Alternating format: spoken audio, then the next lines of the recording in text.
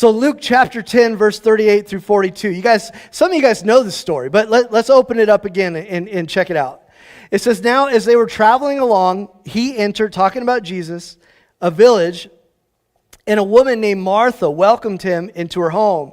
And she had a sister called Mary, who was also seated at the Lord's feet and was listening to his word. But Martha was distracted with all her preparations. And she came up to him and said, Lord, do you not care that my sister has left me to do the serving by myself? Then tell her to help me. But the Lord answered and said to her, Martha, Martha, you are worried and distracted by many things. But only one thing is necessary, for Mary has chosen the good part, which shall not be taken away from her. He says, and we're going to get into this mindset of Martha here in a second.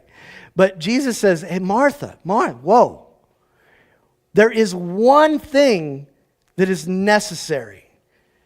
You're doing about 15 things in the kitchen. I see that. I got it. I can see what you're doing. But there's one thing that is necessary. And what is that thing? It's a devotion to a relationship with God. Mary you got Jesus, okay, in the house. And Mary is there with God. Right? It's in perfect alignment with the command, love God with all your heart, your mind, your soul, and your strength. Him first. Him first. Listen, the world around us is always going to be filled with fires for us to put out. How many of you guys live in a house? Anybody? You got it? Okay. And if not, I'm sure there's stuff too that you can recognize. But if you live in a house, there's constantly stuff going wrong. Am I right? The work list never ends. My wife literally has a list that she shares with me through the iPhone, and I see it getting updated almost every other day with a new honeydew item on there. And I'm like, this list has been going on for years, man. I can never get to the bottom of it. So the world is always going to be full of fires that you can put out. There's always something that can be done, and it's easy.